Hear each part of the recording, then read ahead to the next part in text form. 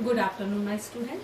कल हमने तोप कविता पढ़ी थी और अब हम आगे तोप कविता के बारे में पढ़ते हैं। वीरेन डंगवाल तोप कविता के माध्यम से जीवन की वास्तविकता को दर्शाना चाहते हैं, जीवन की वास्तविकता को बताना चाहते हैं। अब हम आगे तोप कविता को पढ़ते हैं। अब तो बहरहाल, अब फिलहाल छोटे लड़कों की घुड़सवारी से अगर यह फारिग होता है खाली। अब छोटे लड़के क्या करते हैं, उसे घुड़सवारी बना लेते हैं, अर्थात एक खिलौना बना लिया। किसको? तोप को। अब तो फिलहाल वह तोप छोटे लड़कों की घुड़सवारी के काम आती है, अर्थात छोटे लड़के खाली होकर उस पर घुड़सवारी करते हैं। अब फिलहाल तोप का क्या हाल है, इसके बारे में बताया गया है। अब फिलहाल वह तोप छोटे लड़कों की घुड़सवारी के काम आती है, अर्थात बच्चे खाली होकर उस तोप पर घुड़सवारी करते हैं, अर्थात अब बच्चों के लिए वह तोप एक खिलौना बन गई है। तो उसके ऊपर बैठकर कौन? बच्चे। तो उसके ऊपर बैठकर चिड़िया ही अक्सर करती हैं गपशप। बच्चे भी उस पर बैठकर घुड़सवारी करते हैं, और जब बच्चे उस पर नहीं बैठते हैं तो चिड़िया उस पर बैठकर गपशप करती हैं, अर्थात चिड़िया बैठकर उस पर खेलती हैं। कभी कभी शैतानी में वे इसके भीतर भी घुस जाती हैं, खासकर गोरैये। वो कहते हैं कि जो चिड़िया हैं अब वो डरती नहीं है।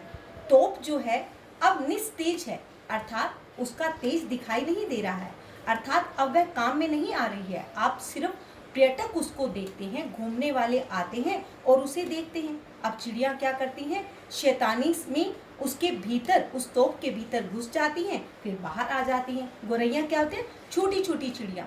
छोटी छोटी चिड़िया शैतानी करते हुए उस तोप के भीतर घुस जाती हैं और फिर बाहर आ जाती हैं। अर्थात हमें इस बात से ये पता लगता है कि तोप अब निस्तेज है, अर्थात अब वह काम में नहीं आ रही है। अब बच्चे उस पर बैठकर खेलते हैं, अर्थात तोप उनके लिए खिलौना बन गई है। चिड़िया उस पर बैठकर गपशप करती हैं, वह चिड़ियों के लिए खिलौना बन गई है।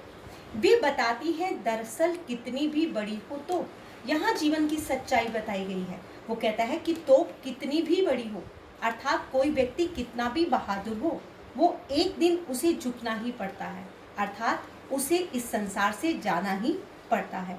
ये दोनों बातें, इस बात को समझना है कि वो क्या कहना चाहते हैं। कौन? वीरेन डंगवाल। वे बताते हैं कि दरअसल कितनी भी बड़ी हो तो, अर्थात कितनी भी बड़ी हो तो, अर्थात उसे निस्तेज होना पड़ता है, अर्थात वह कभी ना कभी ऐसी बन जाती है जिसे काम में नहीं लाया जाता है। एक ही दिन तो होना ही है उसका मुंह बंद। एक ना एक दिन उसका मुंह बंद हो जाता है, अर्थात एक ना एक दिन व्यक्ति को इस संसार से जाना पड़ता है। यहाँ दो अर्थों को स्पष्ट किया गया है। किसके माध्यम से? तोप के माध्यम से। तोप के माध्यम से ये बताया गया है कि व्यक्ति चाहे कितना भी बड़ा हो, उसे इस संसार से जाना ही पड़ता है, अर्थात तोप कविता के माध्यम से वीरेन डंगवाल हमें ये समझाते हैं कि हमें जीवन की वास्तविकता को समझकर हमें अच्छे कार्य करने चाहिए।